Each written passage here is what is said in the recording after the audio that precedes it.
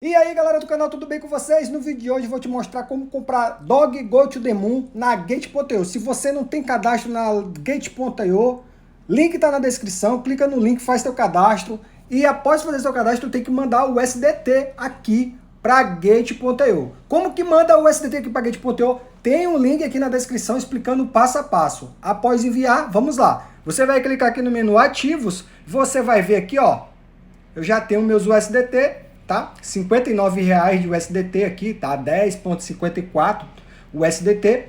E aí, pessoal, você vai clicar no menu negociar. Notem que a minha já tá com Dog Go to the Moon aqui em cima. Mas se tiver outra moeda, tipo BTC, tô dando um exemplo, tá, pessoal? Vamos dizer que tem BTC aqui em cima, você vai clicar nesse BTC e você vai já digitar o nome da moeda, que é DOG. DOG/USDT.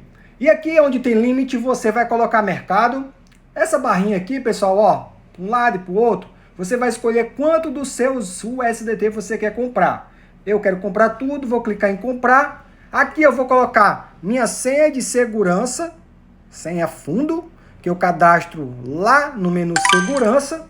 Pronto, já fiz minhas comprinhas aí, deu 2.385 DOGs. Vamos aqui no menu ativos, na carteira, vocês notem que eu não tenho mais o USDT, já virou tudo DOG. Então, pessoal, é assim que você compra DOG, bem facinho. Qualquer dúvida, comenta aqui que a gente vai estar batendo um papo. Falou, pessoal, um forte abraço, fique com Deus e tchau, tchau. Fui!